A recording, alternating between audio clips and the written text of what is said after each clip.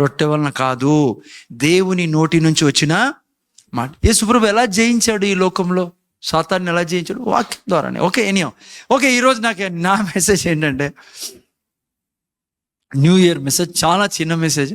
Okay, so ఈరోజు చెప్పేది పిల్లరా, నా కోసము, మనందరి కోసము, ఏఎల్ సంఘం కోసము, కొత్తగా వచ్చిన ఎవరైనా వాళ్ళు మీకోసం కూడా ఈరోజు వాక్యం. ఓకే, సో దీన్ని మనం పాటిస్తే అట్లా అయిపోతాం. హలో, బంద్ చేసుకుని మ్యూట్లో పెట్టుకునేనా? అట్లా అయిపోము, వర్ధిల్లుతాం మనం. ఓకే, ఫస్ట్ వాక్యం నాకు 2 తిమోతి రాసిన పత్రిక 2వ అధ్యాయం. ఇక్కడ నుంచే చెప్పాలి నేను. జస్ట్ 3 పాయింట్లు మీకు చెప్పి తొందరపడి, నాకు తెలిసి ఈరోజు కూడా మసాలా రెడీ అయి ఉంటుంది. హలో, ఎందుకంటే మనకు క్రైస్తవులకు స్పెషాలిటీ ఏం తెలుసా? అది తినే తీరాల మనం. ఆదివారం పండగే మనకి, అర్థమైందా? ఎక్కడ ఏం జరిగినా అది ఉందే తీరాలా. 40 days కూడా వదలరు. చూడండి, 40 days వాళ్ళు తెలుసు కదా. 40 days అంటే చనిపోయిన తర్వాత 40 days చేసిన ఆ రోజున ఆకులు అల్లం తినరా అంటే లేదంట. ఆ రోజు కూడా కోడే. జోకింగ్. ఇక్కడ చూడండి, ఈ వాక్యం మనం చదువుకుందాం. నా కుమారుడా, యేసు క్రీస్తున్న కృప చేత బలవంతుడు కమ్ము. ఈ 2026లో నీ మీద ఎంత కృప ఉంది? యేసు ప్రభు చేయి కార్యములన్నీ చేసే కృప ఉంది. ఆయన ఎంత ధనికుడు, అంత ధనికుడుగా నువ్వు చేయబడ్డావు. ఆయన ఎంత ఆరోగ్యవంతుడు, అంత ఆరోగ్యవంతుడుగా చేయబడ్డావు. నాకు ఒక మాట చెప్తాను మీకు. ఆదాము ద్వారా సమస్త పీడ వచ్చింది కదా. ఆలోచించు, యేసు క్రీస్తు ద్వారా ఏమేమి వచ్చిందో. కంప్లీట్గా అది తొలగించబడి దేవుడు ఏమై ఉన్నాడో అది చేయబడ్డాం పిల్లరా, మీరు నేను. మనం పుట్టక ముందే మనల్ని నాశనం చేశాడు ఆదాము. ఎంత పాడైపోయిందాం కదా అతని ద్వారా. మరి ఎంత బాగు చేయబడినాం యేసు ప్రభు ద్వారా. మీరు అంచనా వేసుకుంటే అంత గొప్ప దీవెన పడింది. అందుకే మతం కాదు నేను ఇది. ఓకే, నీవు అనేక సాక్షులు ఎదుట నా వలన వినిన సంగతులను ఇతరులకు బోధించుటకు సామర్థ్యం గల నమ్మకమైన మనుషులకు అప్పగింపము. ఆ తర్వాత ఇక్కడ చూడండి, ఫస్ట్ నేను చెప్పే విషయాలు ఇన్నైనా ఉషా ముందొచ్చు నైనా. ఫస్ట్, క్రీస్తు యేసు యొక్క మంచి సైనికుని వలె నాతో కూడా శ్రమను అనుభవించుము. ఏంగా? ఓకే, 4వది కూడా పెట్టేసి నేను చదువుతా. సైనికుడు ఎవడును యుద్ధమునకు పోవునప్పుడు తను దండులో చేర్చుకొనిన వానిని సంతోష పెట్టవాలని ఈ జీవన వ్యాపారంలో చిక్కుకొనడు. 3లోకి రానేనా ఏమైనా ఉండాలంటే మీరు నేను మంచి సైనికుని వలె నాతో కూడా శ్రమ అంటారంటే కొంతమందికి లడ్డు దొరికినట్లే కొంతమంది ప్రీచర్స్కి. చూసావా, ఏ శ్రమ లేదని ఇంతవరకునే ఆడేం రాయబడిందో శ్రమ అంటే. యేసయ్యను ప్రభువుగా స్వీకరించిన వారికి శ్రమ అంటే ఆ శ్రమ కాదు. రోగం బెడ్ మీద ఉన్నాడు, దేవుడు నాకే రోగం ఇచ్చాడు, పడేశాడు బెడ్ మీద, పరీక్ష పెడతాన్నాడు. అప్పుల పాలు అయిపోయినా పరీక్ష పెడతాడు దేవుడు. గబ్బు అదంతా. నువ్వు పెద్ద పైల్వాన్వన్నీ నీకు పరీక్ష పెడతాడు ఆయన. నీకు దగ్గొస్తేనే నీ పరిస్థితి ఏమో ఆయనకు బాగా తెలుసు. ఊరికే లేనందా. అది కాదు శ్రమ అంటే. ఏంటి శ్రమ వచ్చేది? క్రీస్తులో ఉన్న మనకు, మీరు యేసయ్యను నమ్ముకున్నారు కాబట్టి రకరకాలుగా మాట్లాడతారే. మతం మారావు, కులం మారినావు. కొంతమంది ఇప్పుడు క్రిస్మస్ అప్పుడు కొడతా ఉన్నారు, తిడతా ఉన్నారు, గబ్బు మాటలన్నీ మాట్లాడతారు. అది శ్రమ అంటే మనకు వచ్చేది. బంధువులు దూరం అవుతారు, నీ ముఖం కూడా చూడనంటారు. ఈ శ్రమలు వస్తాయి. ఎందుకంటే మనం యేసయ్యన సత్యాన్ని అనుసరించి జీవిస్తున్నాం, సత్య దేవుణ్ణి తెలుసుకున్నాం. వారికి దేవుడు అంటే తెలియదు కాబట్టి సాతాను వారిని ప్రేరేపిస్తాడు. అది మాత్రమే మనకున్న శ్రమ. ఇంకా వేరేది ఏదన్నా ఉందంటే నువ్వు తెచ్చుకున్నావు అంతే. బాడీకి ఆయన సైతాన్ నువ్వు జ్ఞానం లేక తెచ్చుకున్నావు అవి. అందుకే ఒక వాక్యం మత్తయి సువార్త 5 చూడండి 10-11 ఏం రాయబడింది శ్రమ అంటే ఏంటి ఇక్కడ రాయబడింది. చదువుతారు ఎవరైనా? నీతి నిమిత్తము హింసింపబడువారు ధన్యులు, పరలోక రాజ్యము. 11వ వాక్యం చదువునేనా? నా నిమిత్తము జనులు మిమ్మల్ని నిందించి హింసించి మీ మీద అబద్ధముగా చెడ్డ మాటలు ఎలా పలుకున్నప్పుడు మీరు ధన్యులు, సంతోషించి ఆనందించుడి. చూసారైనా ఇప్పుడు కొడతాన్నారు క్రిస్మస్ అప్పుడు. ఏం చేయాలి మీరు నేను? అసలు యేసుప్రభు ఆడున్నాడు, ఎందుకు కొడతాన్నారు? యేసుప్రభు వాళ్ళు కొడతా అంటే వెంటనే స్వర్గం నుంచి దిగొచ్చి ఖడ్గం తీసుకొని నరికి పడేయాలి కదా. అట్లాంటి ఎప్పుడు ఎక్స్పెక్ట్ చేయదండి, జరగవు. అమ్మ అర్థమవుతుందా? గబక్కని ఎవరైనా దూరి కొట్టినా కొట్టించుకోవాల్సిందే. ఎందుకంటే దురాత్మల ప్రేరేపణ ద్వారా వాళ్ళు ఆ పని చేస్తారు. మన దగ్గర వచ్చినది ఒకటే హక్కు, మనకి ఇచ్చినది దేవుడు, ప్రార్థన చేయడమే, సహించడమే. అదే శ్రమ అంటే. అట్లని చెప్పి ఎవరైనా వచ్చి కొడతా అంటే పారిపోద్దండి. కొంతమంది నేను చర్చెస్లో చూసా, ఇప్పుడు క్రిస్మస్ అప్పుడు కొడతా అంటే అంతా సినిమా చూసినట్టు నిలబడినారు పక్కన, పాస్ట్ అని పట్టుకుని ఉతుకుతున్నారు వాళ్ళు. వీళ్ళంతా కోండ్రే అన్నట్ల. ఏం జరుగుతుంది సార్ ఈడ? విశ్వాసులంతా హలో, ఏం చేయాలి మనము? ఒకటి కాళ్ళ అడ్డుపడాలా, నిలబడాలా. ఇప్పుడు పిల్లోళ్ళు ఏదో దుక్కుతారు అనుకోండి, ఏం చేస్తాం పిల్ల అట్లా. వాళ్ళు కూడా మనం తిట్టకూడదు, వాళ్ళని కొట్టకూడదు వాళ్ళని, కానీ అడ్డుకొని నష్టం చేయకుండా చేయాలా. చాలా చోట్ల చూశాను నేను చర్చెస్లో. మళ్ళీ నేను చూసా ఇంకోటి కూడా, పాపం ఆడోళ్ళ కోసం చెప్పాలి ఇది. ఆడోళ్ళు అరుస్తున్నారు, ఈ మీసాల వాళ్ళంతా పక్కన తప్పుకున్నారా. మాకెళ్తే వచ్చినది పాస్టర్ కొట్టుకుని కొంతమంది ఆడోళ్ళు చూసే వాళ్ళు పోరాడతారు, ఎవరా నువ్వు అంటున్నారు వాళ్ళని. ఆడోళ్ళు ఏడున్నా ముందు ఉంటారు పిల్లరా, ఏదో తోటలో తప్పించి ఆ తర్వాత మొత్తం వీళ్ళదే రాజ్యం. ఆడేదో పొరపాటు చేసింది రా, ఇంకెప్పుడు జీవితంలో పొరపాటు చేయమని నిర్ణయించుకున్నారు ఆడోళ్ళంతా. గలాట్ జరుగుతాను కూడా ఆడోళ్ళనే నేను చూసాను. ఆడోళ్ళు ఎదుర్కొంటున్నారు, వీళ్ళు ఆడిపోతారు మగోళ్ళంతా. అట్లా చేయకండి ఏ చర్చిలో, లేదంటే అందరూ మీసాలు తిప్పించేస్తా. అట్లా ఏం చేశారండి వాళ్ళతో పాటు మీరు కూడా. ఏమంటారు సార్, దివరసారి ఇట్లా అంటున్నారు, ఏమో అంటాను బ్రదర్, మూర్తి బ్రదర్ జాగ్రత్త, ఎవరన్నా వస్తే ముందుకు రాలే, మీరు పక్కన తప్పుకొని నేనున్నా ఇడని. అర్థమైందా? మూర్తి బ్రదర్ సైజు కూడా అట్లుంది. ఓకే, నేను సార్ అట్లా చేయకండి, అయినా పారిపోద్దండి. ఓకే, ఎక్కడున్నా మనం? ఇక్కడ ఉన్నాం మనం. సంతోషించి ఆనందించుడి, పరలోకమందు మీ ఫలము. ఓకే, శ్రమ అది పిల్లరా. ఓకే, మొదటి 2 తిమోతి పెట్టినైనా 1:3 శ్రమ అంటే అది. ఓకే, నేను అక్కడ వాపస్ రండి. ఓకే, 3 విషయాలు మీకు చెప్పాలి నేను. ముందర చూడండి బిడ్డ. ఒకటి, పౌలు, పరిశుద్ధాత్ముడు పౌలు ద్వారా మనకు రాయిస్తాడు ఈ సంఘానికి, ఈ 3 గుణాలు మీరు నేను కలిగి ఉండాలా. ఏమేమవి? మంచి సైనికుల వలె ఉండాలా, నాతో కూడా శ్రమ అనుభవించుము. ఆ తర్వాత వాక్యంనైనా, మరియు జట్టి అయిన వాడు పోరాడున్నప్పుడు. జట్టి అంటే తెలుసా? ఒకటి సైనికుల్లో ఉండాలంట. మేము పిల్లలు ఎవరైనా ఏడుస్తుంటే బయట తీసుకెళ్ళండి ప్లీజ్. ఒకడు సైనికుల్లో ఉండాలా, రెండవది జట్టి అయిన వాడు. జట్టి అంటే చెప్పండి. అందుకే అడిగా. తెలుగులో అప్పుడప్పుడు మనకి కొద్దిగా కన్ఫ్యూజన్. అథ్లీట్ అమ్మ అర్థమైంది. ఏమంటారు తెలుగులో? క్రీడాకారుడు. అమ్మ జట్టి అనేవాడు అంటే వాడేవాడు అనుకున్నారు, మళ్ళీ మీరు మాకెళ్ళి అనుకున్నారు. హలో అమ్మ, ఎవరు? క్రీడాకారుడు. మూడవది మీరు చూస్తే, జట్టి అయిన వాడు పోరాడున్నప్పుడు నియమ ప్రకారం పోరాడకుంటే వాని కిరీటం దొరకదు. మూడవది పాటుపడిన వ్యవసాయకుడే. జాగ్రత్తగా 2026లో నీ జీవితంలో దేవుడు ఈ 3 చూపిస్తాడు. సైనికుల, క్రీడాకారుల, వ్యవసాయకుల, పాటుపడే వ్యవసాయకుల మీరు నేను ఉండాలా.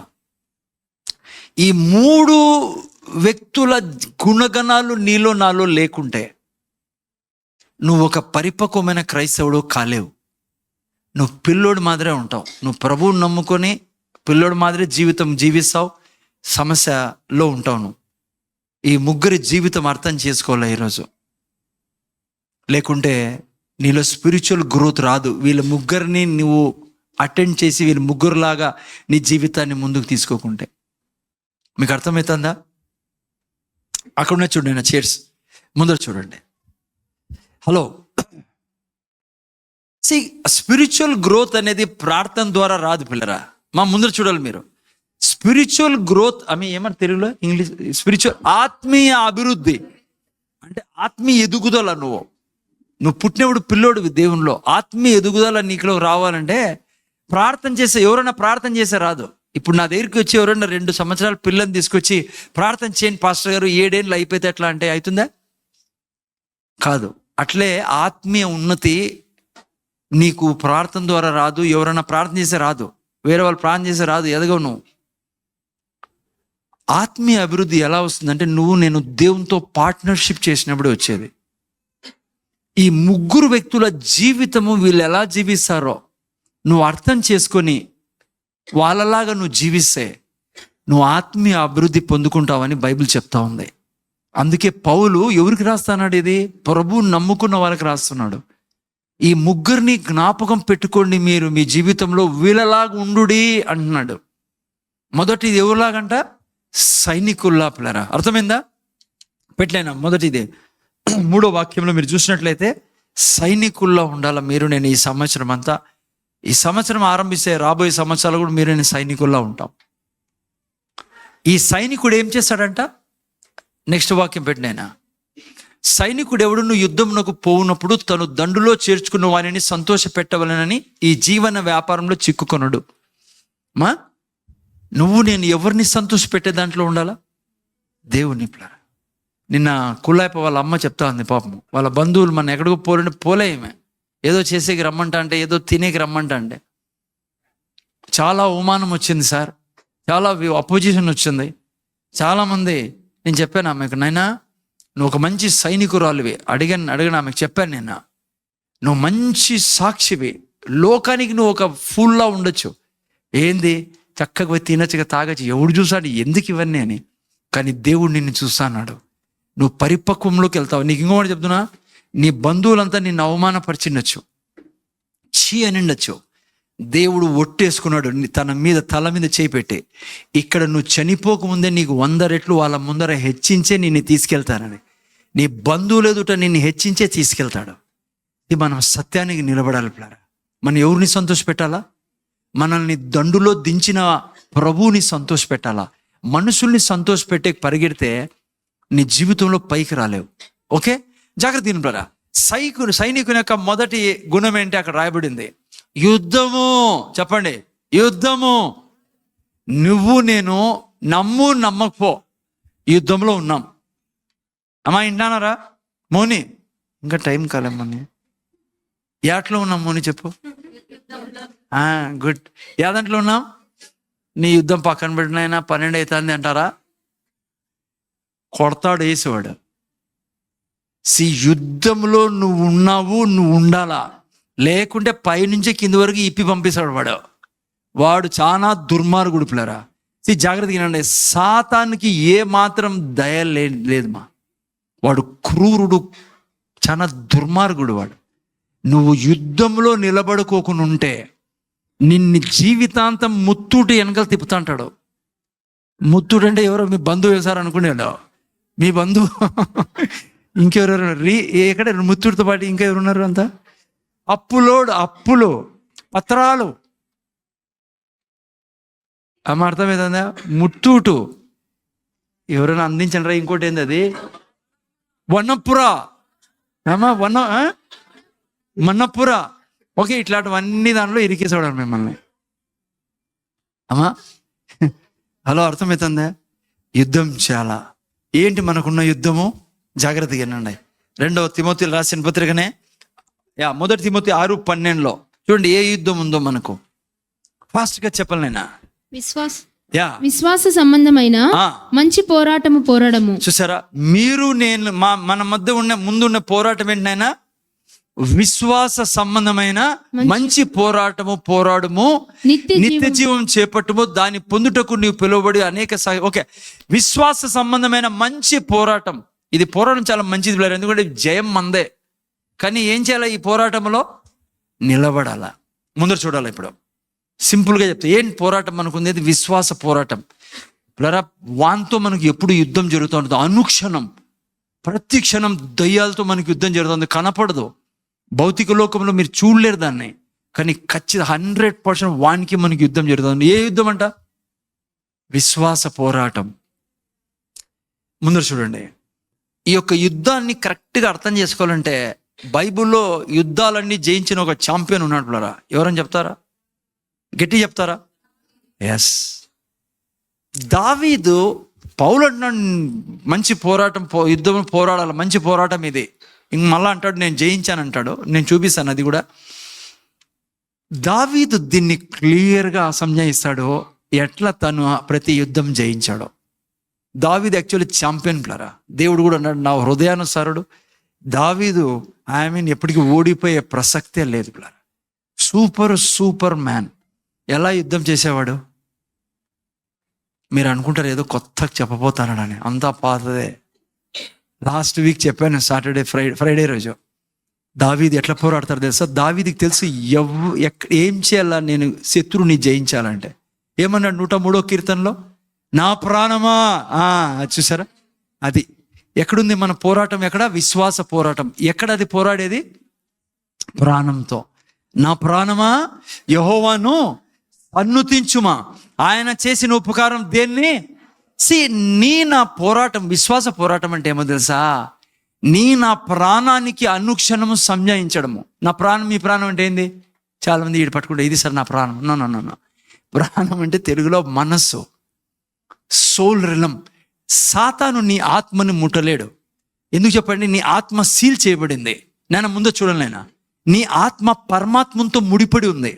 నువ్వు దేవుడు కలిసి లోపల జీవిస్తాను. మీ ఆత్మని ఏమీ చేయలేడు. నువ్వు చచ్చిపోయినా కూడా ఆత్మని ఎవడు ఏం చేయలేడు. నువ్వు స్వర్గానికి వెళ్తావు, యేసయ్యను ప్రభుగా రక్షకుడు స్వీకరించావు. కానీ ఖాళీ ఉండేది ఏంది మనకి? మైండ్. మా జాగ్రత్త వినాలి ప్లీజ్. ముందు చూడండి, నువ్వు ఎలా ఈ యుద్ధాన్ని జయిస్తావంటే, నీ నోటిని తీసుకొని, నోటిని తెరచి నీ మనస్సుకు సంజాయించాలా. వాక్యం ఏం చెప్తుందో అది చెప్పి, అదే విశ్వాసం అంటే. విశ్వాసం ఎట్లొస్తుంది? ఏం వినటం వలన? నీ మనస్సు ఓడిపోకుండా ఉండాలా. ప్రాణానికి ఏం చెప్పాలా? మనస్సు అంటే ప్రాణం. ఎప్పుడు దేవుని వాక్యం చెప్తా ఉండాలి దానికి. సపోజ్ నీ భర్త నీ మీద ముందు చూడలేనా అసహ్యంగా మాట్లాడతాను అనుకో, అక్కడే వచ్చేది. నువ్వు నీ ప్రాణం చెప్పాలని, నా భర్త నాకు దేవుడు ఇచ్చాడు, ఈ వ్యక్తి దేవుళ్ళ మార్చబడతాడు, ఈ వ్యక్తి దేవుళ్ళ ప్రవర్తిస్తాడు. తండ్రి నువ్వు అన్నావు తండ్రి, అడుగుడి మీకు ఇవ్వను, నా భర్త దేవుళ్ళ ఈ భూమి మీద బతుకును గాక, యేసునామములో ఇది జరుగును గాక. నీ మనసుతో అంటావు, నువ్వు నీ దేవుని వాక్యాన్ని చెప్తా ఉంటావు. సపోజ్ అనారోగ్యం అనుకో, నువ్వు ఏం చెప్తా ఉంటావు? నీ మనసుతో యేసయ్య తిన్న దెబ్బల చేత నాకు స్వస్థత లభించింది. ఈవెన్ నువ్వు పీడించబడతాన్నా, ఈవెన్ వారం పట్టినా, ఈవెన్ రిపోర్ట్స్ బ్యాడ్ వచ్చినా, అక్కడే అద్భుతం జరిగేది. ఆయన ఆల్రెడీ మాట్లాడేశాడు, అది చూసుకున్నాం మనము 2 అంచుల ఖడ్గం గురించి చెప్పినప్పుడు. ఇప్పుడు నీ భాగము, నీ మనసు అంటుంది లేదు నీ జీవితం పాడైపోయింది, నీ భర్త ఇంకెప్పటికీ బాగుపడ్డు, నీకు ఉద్యోగం రాదు, నీకు పెళ్ళి కాదు, లేకుంటే నువ్వు అంతే. సాతాను నీ మీద పడిపోతాడు. ఇక్కడ మాట్లాడడం మొదలు పెడతాడు. నువ్వు ఎలా జయిస్తావు? మంచి సైనికుడు ఏం చేస్తాడు చెప్పండి పిల్లరా? ఓటమి ఒప్పుకోడతను. నేను సైన్యంలో నుంచి వచ్చాను కాబట్టి మీకు చెప్తున్నా. మాకెప్పుడు ఇది నేర్పిరి పిల్లరా, శత్రువు చాలా బలమైనోడని. మాకు నేర్పించేదంతా నువ్వు చాలా బలమైనోడవి, నేను నేర్పించడంలో బలమైనోడని దేవుడు చెప్తానే చెప్తాను. ఎప్పుడు సపోజ్ దినమంతా నేను నీతిమంతుణ్ణి, పరిశుద్ధుని, నీకు ఏదైనా చెడు తలంపులు వచ్చాయనుకో స్త్రీల గురించి, నేను ఓపెన్గా చెప్తున్నాను నీకు, వాడు పీడించేది మొదలు పెడతాడు. నువ్వు మంచోడు కాదు, నీకు చెడు ఏం ఆలోచనలు వస్తాయని, నీకు దేవుడు ప్రేమించావు, నువ్వు దేవుళ్ళో లేవు. నువ్వు చెప్పాల్సింది ఏం తెలుసా? నేను కామ, క్రోధ, లోభం, మదమత్సరం లేని జీవితాన్ని, నేను దైవత్వంతో నన్ను ఏమైనా అభిషేకింపను, నేను ఎక్కడికైనా అద్భుతాలు జరుగుతాయి నా జీవితంలో, ఎక్కడ పోయినా మహిమగల కార్యాలు జరుగుతాయి. నువ్వు ఏమైనా అది చూసుకోవద్దు, దేవుడు ఏం చెప్తాడో నీ గురించి అది నువ్వు చెప్పాలని నీ మనసుతో. అప్పుడే నువ్వు జయం సాధిస్తావు. అందుకే పౌలు ఇదే 2 తిమోతిలో ఏమంటాడు చూడండి, 2 తిమోతి 4:7 మంచి మాట అంటాడు. ఏమన్నాడు చూడండి, మంచి పోరాటం పోరాడి తిని నా పడుగు కడముట్టించి తిని విశ్వాసము ఏం కాపాడుకున్నాడు ఈయన అంటే? ఏం కాపాడుకున్నాడు? విశ్వాసం ఎటు నుంచి వచ్చింది? వాక్యం నుంచి, వినుటం వచ్చింది. ఏం కాపాడుకున్నాడు ఈయన? వాక్యంని కాపాడుకున్నాడు, వాక్యాన్ని తీసివేయకుండా. అందుకే 2 కొరింథీ 10:3 మీరు చదివితే ఏం రాయబడింది అక్కడ? పిల్లరా, మనం పోరాటంలో ఉన్నాం. సాతాను మన మనసులో నుంచి వాక్యాన్ని తీసుకొని పోతాడు. చాలా చెప్పచ్చు మీకు ప్రీచింగ్లో ఏదైనా నేను అందుకే యుద్ధం నేర్పిస్తాను మీకు. ఊరికే happy new year, prosperous new year అంటే ఏం పర్లేదు అనాలా? చెప్పాలా? బ్యాడ్ న్యూ ఇయర్ అని చెప్పదని ఎవరికి పోయి చెప్పాలా? మంచిదే, కానీ చెప్పినంత మాత్రం జరగవు. నువ్వు 2025లో చెప్పావు, 2024లో చెప్పావు, నువ్వు పుట్టినప్పుడు నుంచి చెప్తానే ఉన్నావు. కానీ ఒక సైనికుడు ఏం చేస్తాడో తెలుసా? తను యుద్ధం చేస్తాడు శత్రువు మీద.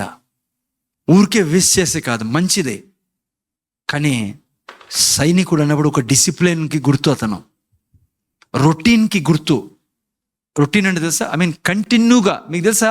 టైం లేదు, కానీ నా జీవితంలో నేను ఆర్మీకి పోయిన తర్వాత నాకు చాలా లాభాలు వచ్చాయి. అయిన తర్వాత నేను పడుకోలేదు పోయినారా. రాదు నిద్ర. ఈ రోజు కూడా ఎంత లేట్గా పడుకున్నాం కదా, 5 o'clock ఫినిష్, అంతే ఫస్ట్ క్లాస్గా ఉన్నట్లుండు. What I'm saying is like, నువ్వు కూర్చున్నాయినా రొటీన్ చాలా అవసరం నీకు. సైనికుడికి ఉండే రొటీన్ అంటే ఏమంటారు తెలుగులో? క్రమము.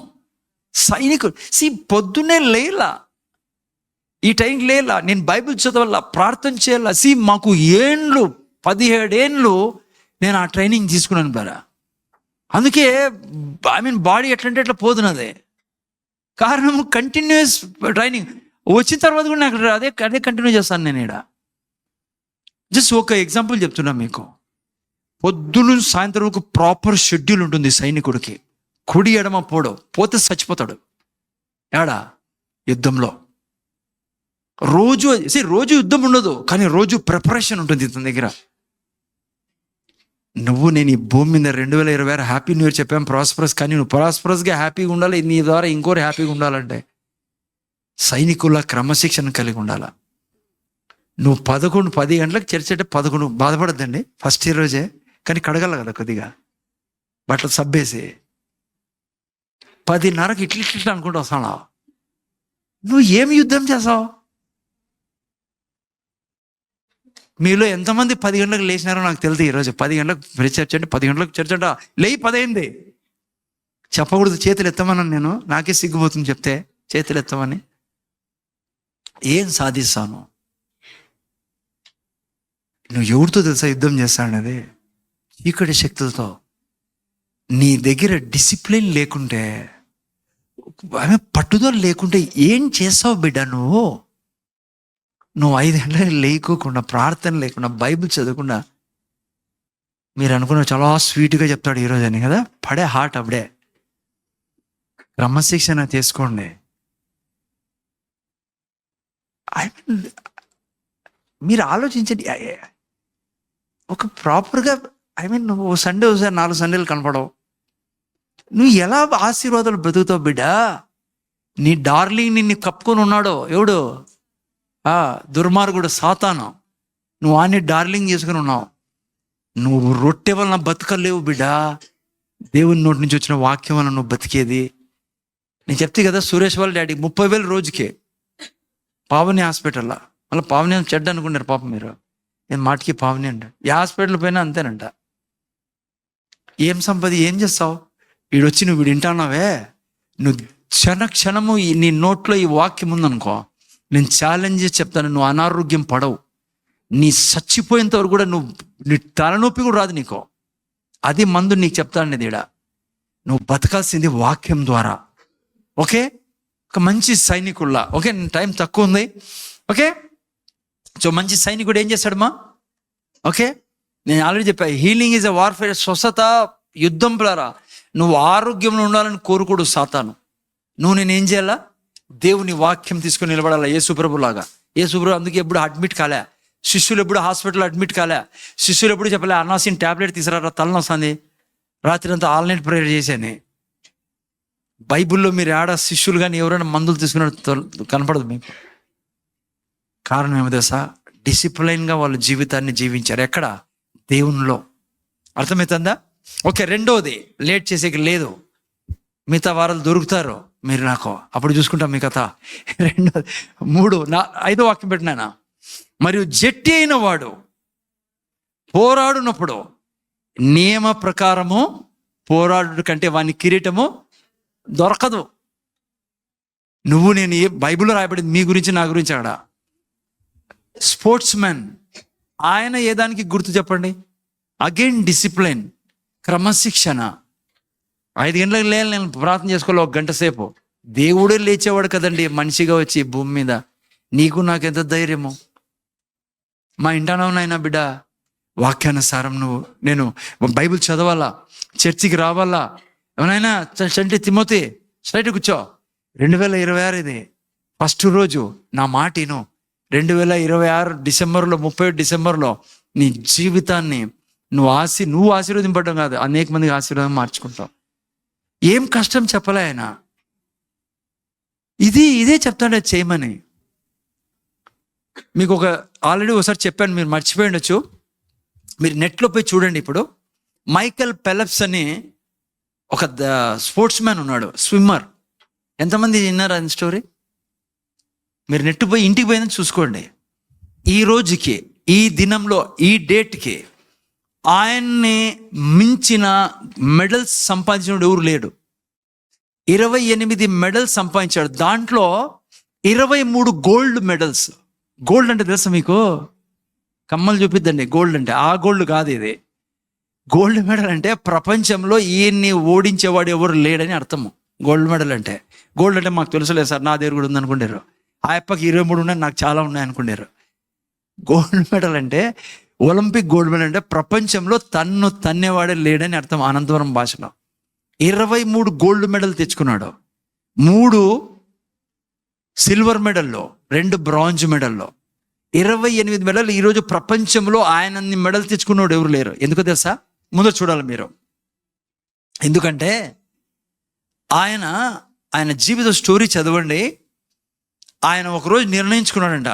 వింటున్నారు బిడ్డ? ఆయన అన్నాడు, నేను ఈ ప్రపంచంలో అందరూ గుర్తు పెట్టుకునేటట్లుగా మారాలా, దానికి నేను ఆటగాడిని కాబట్టి నేను మెడల్స్ తెచ్చుకొని నేను ఎంత గొప్పవాడినో నేను నిరూపించుకోవాలని చెప్పి ఆయన మెడల్ తెచ్చుకోకముందే మొత్తం ప్రెస్ రిపోర్టర్స్ని పిలిచి ఏం చెప్పాడు తెలుసా? రాబోయే ఒలింపిక్స్లో నేను అందరికంటే గోల్డ్ మెడల్ ఎక్కువ తీసుకొని చూపిస్తానని ఛాలెంజ్ చేశాడు. ఇంకా ఆటల్లోకి పోలే. ఏమైందో తెలుసా? అందరూ అన్నారు, వీడు పొగురుబట్టినోడు, ఎట్లా మాట్లాడుతున్నాడు చూడు, వీని కథ బండారం బయటపడుతుందిలే అని అందరూ నవ్వుకున్నారు, పేపర్లో వేశారంట. బిడ్డ ఏమైందో తెలుసా? ఆ వ్యక్తి తను చెప్పినట్లుగానే అందరికంటే ఎక్కువ మెడల్ తీసుకున్నాడు. కారణం ఏమో తెలుసా? చెప్పినాడని కాదు, తను అంటాడు, రోజు 5 hours స్విమ్ చేసేవాడు ఆయన, స్విమ్మర్ ఆయన, ఈతగాడు. రోజు 5 గంటల సేపు ఈత కొట్టే తను బయటకు వచ్చేవాడంట. అది క్రిస్మస్ అయినా సరేనంట, అది ఎవరైనా చనిపోయినా సరే వాళ్ళ ఇళ్ళల్లో, అది సెలవు రోజైనా సరే, ఏ దినమైనా సరే, ప్రతిరోజు 5 years, 5 సంవత్సరాలు. బిడ్డ, అది ఆయనకు విజయం తెచ్చినది. ఎస్, దేవుడు తోడున్నాడు, దేవుడు మీతో తోడున్నాడు. దేవుడే రాస్తాడేది మీ కొరకు, నా కొరకు. జట్టి అయిన వాడు పోరాడినప్పుడు నియమ ప్రకారం పోరాడతాడు.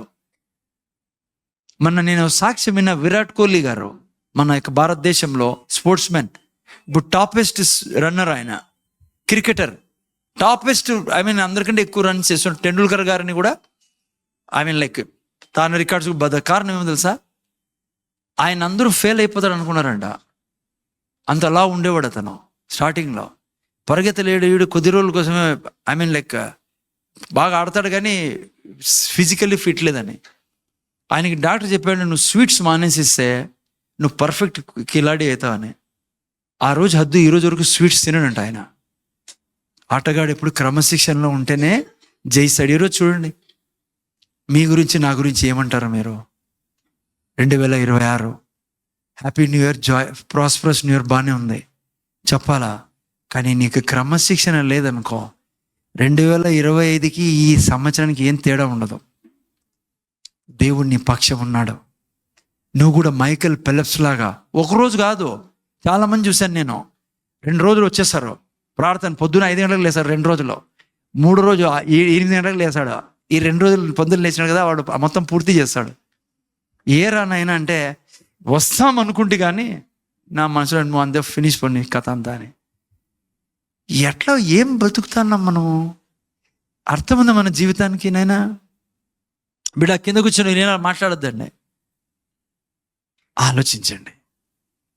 మనం చచ్చిపోయి బాక్స్లో పెట్టినప్పుడు ప్రపంచం చూసి, లేదంటే కనీసం మీ కుటుంబం చూసి నాకు నేర్పించాడు రా మా అమ్మ నాన్న ఏమన్నా అని. ఈ పద్ధతి నేర్పించాడనల్లా. చాలామంది బాధ కలుగుతుంది. నాకు క్రమశిక్షణ ఉండరు పిల్లరా. చర్చికే దేవుని దగ్గర క్రమంగా రాకుండా ఎట్లా బిడ్డ? How you will be successful? ఎలా నీ జీవితంలో సక్సెస్ ఉంటుంది? ఎందుకు నువ్వు లేటుగా వస్తావు తెలుసా? ఆయన ఉన్నాడని నీకు నమ్మకమే లేదు. నువ్వు పోతా అనేది దేవుని దగ్గరికి అని నీకు తెలియదు, నమ్మవు నువ్వు. ఏమంటే రాల కదా అని వస్తాను. వద్దు, అట్లా చేయకు, బాధపడుకో. నేను చెప్పకుండా ఎవరు చెప్తారు నీకు ఇట్లాంటివన్నీ? నా మాటిను.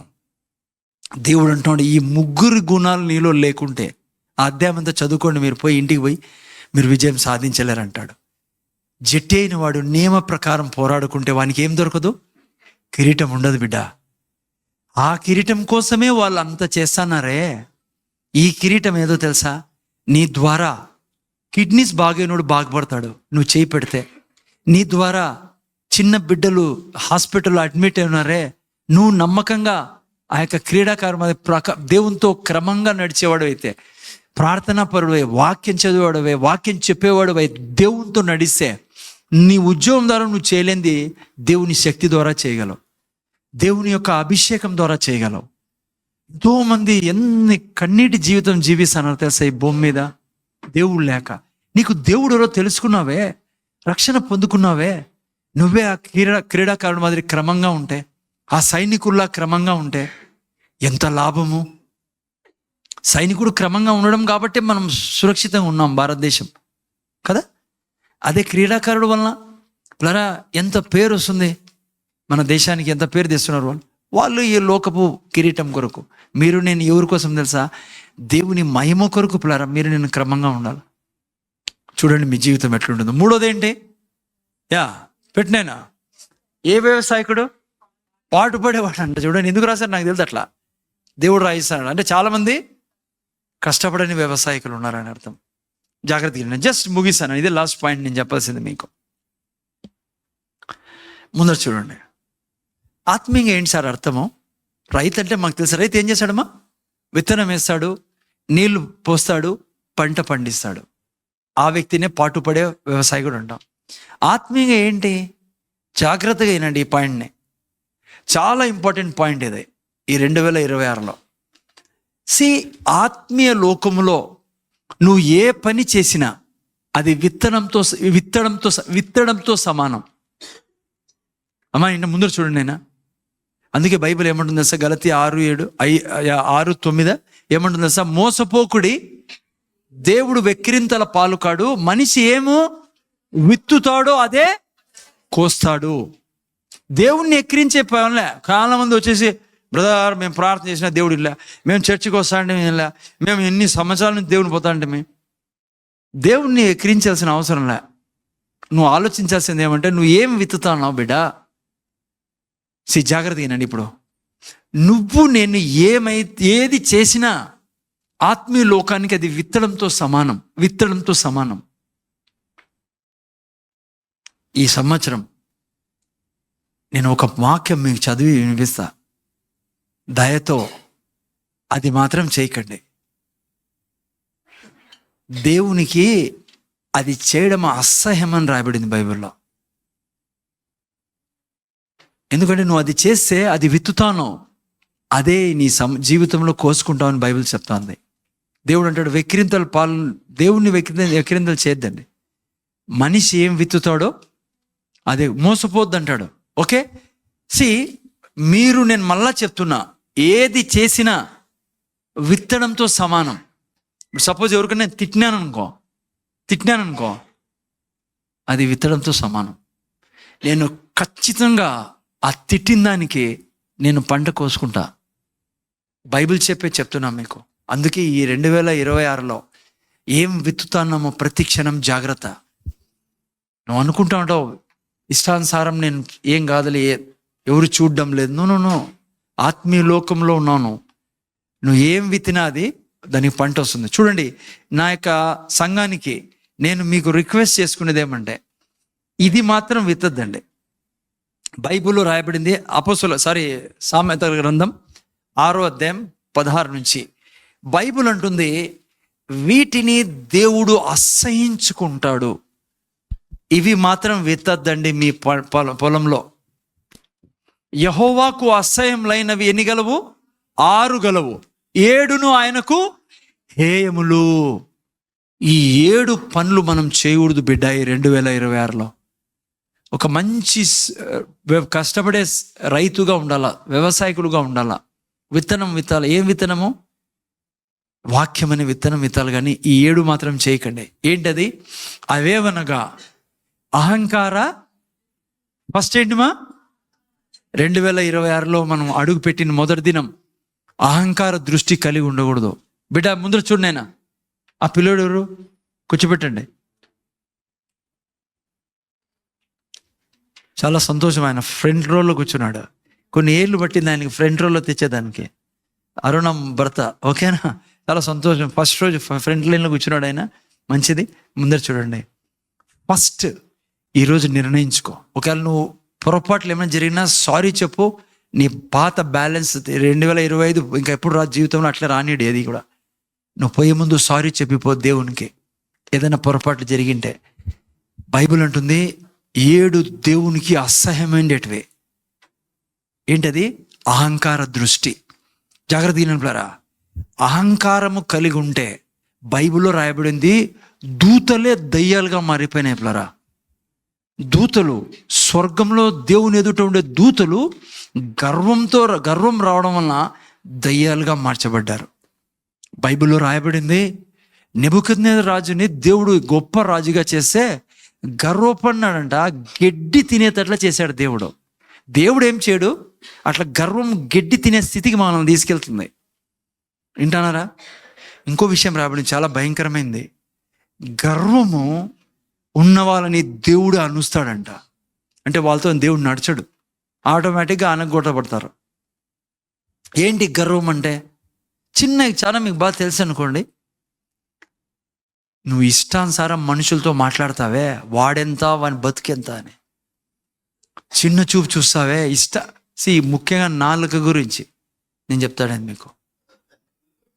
జీవితంలో ఎప్పుడు కూడా ఇంకో మనిషిని నిర్లక్ష్యం చేయకు. పొరపాటు ఏదైనా వెంటనే సారీ చెప్పుకో. జీవితంలో నేను మళ్ళా చెప్తున్నా, 2026 చాలా స్ట్రిక్ట్గా బ్రతకండి పిల్లరా. క్రమశిక్షణలో బ్రతకండి. ఎవరిని నీచంగా మాట్లాడకు, ఇష్టానుసారం మాట్లాడకు, గర్వం చూపిద్దు. ఎవరైనా చూసాను వాళ్ళేంది, నా దగ్గర చూడు ఏముందో, నాకు సొంత ఇల్లు, నాకు ఆస్తుంది, నేను ఉద్యోగం ఉందా, నాకు జీతం ఉంది, వాడెంత వన్ బత్. Never ever say that.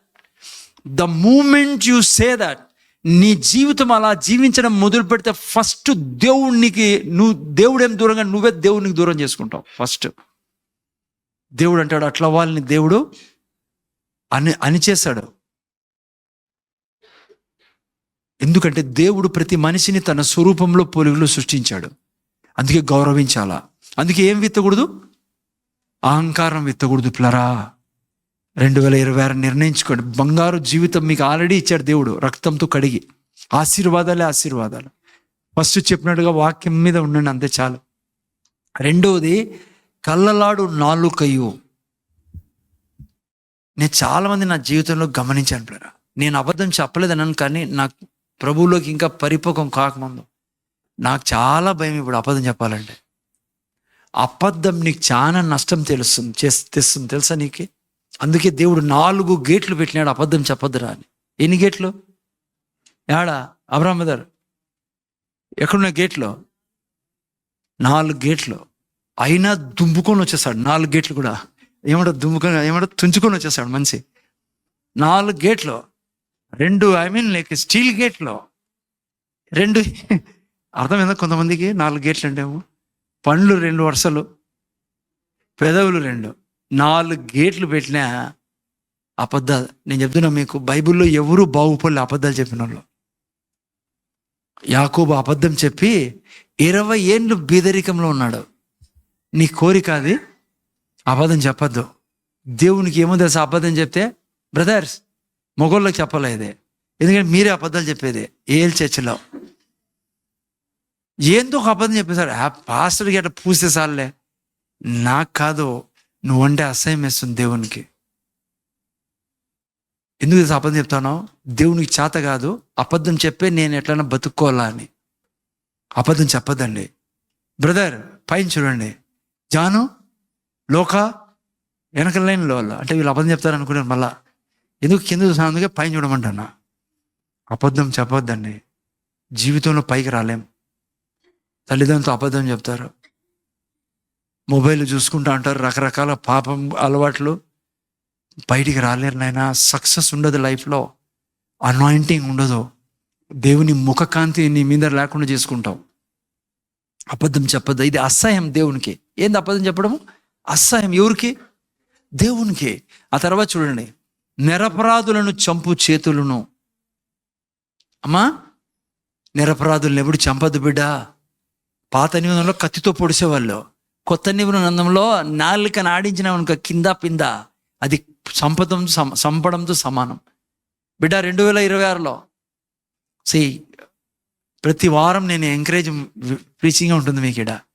ఈరోజు ఎంకరేజ్మెంటే ఇది, డిస్కరేజ్ కాకండి. నేను సత్యం చెప్పలేదనుకో, అసహ్యమైనటివి దేవునికి మీరు చేసుకుంటూ పోతూ ఉంటారు. ఏం నాలుగు అది ముందు పెట్టినాను, అదే నిరపరాధులను చంపు చేతులు. నిరపరాధులను చంపొద్దండి. బైబిల్లో చూస్తే నిరపరాధి దావీదు, సౌలు ఏం చేశాడు? ఊరికి అతన్ని నాశనం చేయాలని వెనకలు పడినాడు. యోసేపుని నాశనం చేయాలని ఆమె వెనకలు పడింది. బాగుపడినారా వాళ్ళు? నేనా ఇంటానారా సిస్టర్, మా ఇంటానవా నువ్వు? నిరపరాధం చంపదు. ఎవరి గురించి చెడ్డ చేయకుమా. ఏం సాధిస్తాం మనం ఎవరి గురించి చెడ్డ చేసి? ఎప్పటికీ మేలు చేయాలా. మేలు చేయటందే మన జీవితాన్ని గడపాల బిడ్డ. ఈ సంవత్సరం అంతా, రాబోయే సంవత్సరాలన్నీ, ముఖ్యంగా ఈ సంవత్సరం నువ్వు అలవాటు చేసుకున్నావు అనుకో, సైనికుల్లా స్ట్రిక్ట్గా ఉన్నావు అనుకో, పిల్లరా స్పోర్ట్స్ మెన్లా స్ట్రిక్ట్గా ఉన్నావు అనుకో, క్రమశిక్షణ కర. నేను ఎవరికి కూడా చెడ్డ చేయను, నిరపరాధిని చంపను నేను. బైబిల్లో నేను చెప్పుకుంటూ పోతే వాళ్ళు ఎప్పుడూ బాగుపడలేదు పిల్లరా. చంపద్దు. నువ్వు చెప్తావే, నీకు తెలుసా, నీకు అదే ఇదే అని కొండేలు చెప్తావే, నువ్వు జీవితాన్ని పాడు చేసుకుంటావు. నేను ఇన్లే, తని ఇన్లే. ఎవరింట అన్నారు? యెహోవాకు అసహ్యములైనవి ఇవే. ఆ తర్వాత చూడండి, దుర్యాలోచన చేయు హృదయము. హృదయంలో కేవలం బిడ్డ ఏముండాలా? వాక్యం మాత్రం ఉండాలా. వాక్యం. హృదయంలో నుంచి ఏం బయలుదేరుతాయి? జీవజలధాలు. అక్కడ నువ్వు పగ పెట్టుకున్నావు అనుకో, కోపం పెట్టుకున్నావు అనుకో, చెడిపోయేది నీ జీవితమే. అందుకే ఏముండకూడదు? దుర్యాలోచనలు, చెడ్డ ఆలోచనలు కలిగి ఉండకూడదు ఎవరి గురించి కూడా. లోపల ఒకటి, బయటకు ఒకటి. వద్దు, ఆ పని చేయకు. ఏం చేయాలి? హృదయం బాగుండాలంటే చెప్పాను చాలాసార్లు, అమ్మా, బ్లెస్ చేయాలా. నాకు కూడా చాలా వస్తాయి, కొంతమంది చేసే పనులకు నాకు వస్తాయి. నేను మీకు అబద్ధం చెప్పాను, నా దగ్గర ఒకే ఆయుధం ఉండేది. ఏం తెలుసా? నేను ఆశీర్వదిస్తాను. సపోజ్ చంటి అని, చంటి, నేను దయ్యాలు నాశనం అయిపోయేంత వరకు బ్లెస్ చేస్తానే ఉంటా. కొన్నిసార్లు 2-3 రోజులు పడుతుంది నాకు. నా అనుభవం చెప్తున్నా మీకు. నామూలు ఈ బిడ్డ వడిదిలు కాక, వీళ్ళ పిల్లలు వడిదిలు కాక, వీళ్ళు సుఖంగా ఉందరు కాక, వీరి దగ్గర ఆస్తులు ఉండను కాక, వీళ్ళు చేసే ప్రతి పనులు బాగుపడదు. నా దేవుడికి నేను హేయంగా కాను. తను తప్పు చేసిండొచ్చు, నా హృదయంలో చెడ్డ పెట్టుకున్నా తన గురించి వాక్యం చెప్తా ఉంటా. చంటి దీవించబడును కాక, చంటి వర్ధిలును కాక, తన వంశమంతా వర్ధిలు కాక, తను ఆస్తి కలుగును కాక. నేను ఛాలెంజ్ చెప్తా, 2026లో ఆశీర్వాదాలు తప్ప నోట్లో, మనస్సులో, హృదయంలో ఇంకా పెద్ద చెడ్డది ఉండదు. ఆ తర్వాత ఏం రాబడింది? కీడు చేయుటకు త్వరపడే, అమ్మా ఏమిటంట? కీడు చేయుటకు త్వరపడే పాదాలు. బైబిల్లో ఏం రాబడింది తెలుసా? ఎందుకు నువ్వు కీడు చేస్తావు? నాకు తెలుసు ఎందుకు కీడు చేస్తావు. వాడేదో చేసింటాడు నీకు, వాళ్ళు ఏదో చేసింటారు, ఆమె ఏదో అని ఉంటుంది నీకు. కానీ బైబిల్లో ఏం రాబడింది తెలుసా? మేలు చేత కీడుని జయించాను. కీడుకి నువ్వు ప్రతి కీడు చేసినావు అనుకో, నువ్వు యెహోవాకి అసహ్యుడుగా మారుతావు. ఎప్పుడు చేయకండి అది. ఎవరన్నా తప్పు చేసినా, పడిపోయినా, ఏదైనా అట్లా పాపం పని చేసినా కూడా నేను ఏం చేయాలా? కీడు చేయకూడదు బిడ్డ. మీకు చాలా ప్రీచ్ చేయగలను నేను వేరే వేరే విషయాలు, కానీ నాకు తెలుసు ఎక్కడ మన యొక్క ఆశీర్వాదాలు మనం కోల్పోతామో. ఇక్కడే కోల్పోయేది పిల్లరా. అందుకే పౌలు అంటున్నాడు, నువ్వు మంచి సైనికుల్లా, మంచి క్రీడాకారుల్లా, ఆ తర్వాత మంచి వ్యవసాయకుల్లా, శ్రమపడే వ్యవసాయకుడివి బిడ్డ. రాయబడింది, కీడు ఏం చేయకూడదంట, పోద్దు. ఆ తర్వాత చూడైనా నెక్స్ట్ 7 ఉన్నాయి. లేని వాటిని పలుకు అబద్ధ సాక్షి. లేని వాటిని పలకద్దు. నువ్వు చూడలేదు, ఎందుకు చెప్తావు? నువ్వు చూడలేదు అది వాళ్ళు చేసేది, కల్పించుకుని వాళ్ళు చెప్తావు. నా దగ్గర చాలా సాక్ష్యాలు ఉన్నాయి పిల్లరా ఈ విషయాల గురించి. నేను చెప్పను. ఆమె మన దగ్గర టైం లేదు అని చెప్పకూడదు కూడా, చెప్పను కూడా నేను మీకు. ఊరికన్నా ఊహించుకొని పోయి బయట చెప్పేది, వాళ్ళు ఇట్లా వీళ్ళు ఇట్లా. నీకు చెప్తున్నా బిడ్డ, నువ్వు ఆ యొక్క ప్రాస్పెరిటీని, ఆ యొక్క బ్లెస్డ్ లైఫ్ని పోగొట్టుకుంటావు. నువ్వు ప్రభువులో ఉన్నావు కాబట్టి దీవెనలే దీవెన, నీ జీవితంలో ఏ శాపం లేదు. కానీ ఇవి ఏమైండేటివి దేవునికి. అక్కడ ఏం రాబడి చూడ, లేని వాటిని పలుకు అబద్ధ సాక్షి. నా జీవితంలో చాలామందిని చూసినాను పిల్లరా, ఊరికే అబద్ధాలన్నీ సృష్టిస్తూ ఉంటారు. వాళ్ళు ఇట్లా వీళ్ళు ఇట్లా, ఆ పాప ఇట్లా, ఈ పిల్లోడు ఇట్లా, ఆ ముఖ్యంగా చర్చిలో అది చేయకండి. చూడండి ఎట్లుంటుందో మీ జీవితం. ఇవన్నీ విత్తనాలు పిల్లరా. రైతు ఏం చేస్తున్నాడు? విత్తుతున్నాడు. నువ్వు మా ముందు చూడేనా, నేను చేసే ప్రతిదీ విత్తుతాన్నాం మనము. బైబిల్ అంటుంది, మోసపోకుడి, మనిషి ఏం విత్తుతాడో కోస్తాడు. లాస్ట్దే అన్నదమ్ముల్లో జగడం పుట్టించేవాడు. మనం అన్నదమ్ములు అంటానట్లే వెంటనే మన అన్నదమ్ములు అనుకుంటాం. తప్పేం లేదు, మన అన్నదమ్ములే. బైబిల్ ప్రకారము ఒక చర్చిలో వచ్చే ప్రతి ఒక్కరూ అన్నదమ్ములు, సహోదరులం, మనము సహోదరులము. ఎందుకు తెలుసా?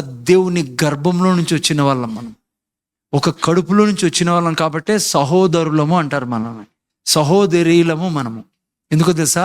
అన్నదమ్ములం మనము. చర్చిలో కొట్లాటలు పెట్టకూడదు బిడ్డ. మీ ఇంట్లో ఎవరైనా బయట వాళ్ళు వచ్చి అన్నదమ్ములు కొట్లాట పెడితే మీ అమ్మ నాన్న ఎంత బాధపడతారు? అన్నదమ్ములు లేకుండా చేసే కదా వీళ్ళు కంసారాన్నే. దేవుడు ఎంత బాధపడతాడు కుటుంబంలో. నువ్వు ఇంకో బ్రదర్ గురించి పోయి ఇంకో బ్రదర్కి చెడ్డ చెప్తే,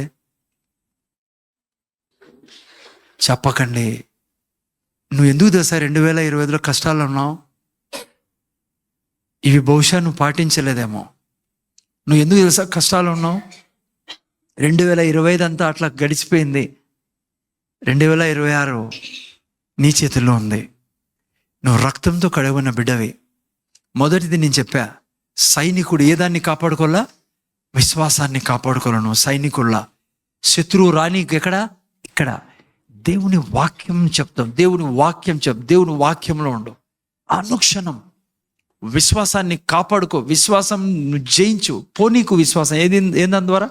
వాక్యం చెప్పడం ద్వారా. రెండోది, క్రీడాకారుడు, క్రమశిక్షణ. పొద్దున్న లేయాలా, ఈ టైం లేయాలా, ఈ టైం బైబిల్ చదవాలి, చర్చికి రాలా. చర్చి మిస్ చేయకండి. మీరు ఎంత బాగుపడినారు చర్చికి రాక 2025లో? ఉన్నారా ఇక్కడ? అసలు ఈ సకాలకే రాలే. అసలు ఏ రక్షణ పొందుకున్నాము, చర్చికే పోయి నేను ఎంత సక్సెస్ఫుల్గా ఉన్నానని.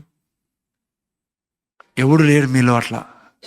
ఇప్పుడన్నా ఆయన నిన్ను సృష్టించింది ఎందుకు తెలుసా? నీకు పోషించేదానికి. నువ్వు ఎందుకు రావో తెలుసాడా? నువ్వు ఆయన పోషించలేడని నువ్వు పరిగెత్తాను పోషింపబడడానికి, నువ్వు సంపాదించేదానికి. నువ్వు ఎప్పుడు సంపాదించుకోలేవు. ఎందుకంటే ఆయన బాధ్యత నీకు పోషించడం, ఆయన మీద ఆధారపడితే. మూడవది, రైతు మీరు నిన్ను విత్తడం. ఈ 7 ఎప్పుడు విత్తకండి. ఇంటికి పోయి మళ్ళీ చదువుకోండి, మెడిటేట్ చేయండి. సహోదరుల మధ్య జగడము మనము పుట్టించకూడదు. సో ఈ 3 విషయాలే ఈ 2026లో దేవుడు నా హృదయంలో వేసినది సంఘానికి చెప్పమని. ఓకే, మర్చిపోకండి. ప్రార్థన చేసుకుని, తండ్రి నీ కృతజ్ఞతలు. ఈ సమయంలోనైనా మరి విన్న ఈ యొక్క ఫస్ట్ మెసేజ్ మేము విన్నాం. ఎవరికి కూడా తండ్రి అయినా ఈ 3 విషయాల్లో పక్క కదలకుండా మేము జాగ్రత్తగా క్రమశిక్షణలో కన్సిస్టెన్సీలో ఉందాము గాక తండ్రి. ఆ తర్వాత అతి ముఖ్యమైనది నేర్చుకున్నాం. దేవునికి అసహ్యమైనటివి 7 ఉన్నాయి ఈ సృష్టిలో. వాటిలో ఒక్కటి కూడా మేము తాకము గాక. అందుకు మా కృప ఇమ్మని యేసు నామములో వేడుకొచ్చున్నాం తండ్రి. మత్తయి సువార్త 26:26 ఒకే ఒక వాక్యం చదువుతాను.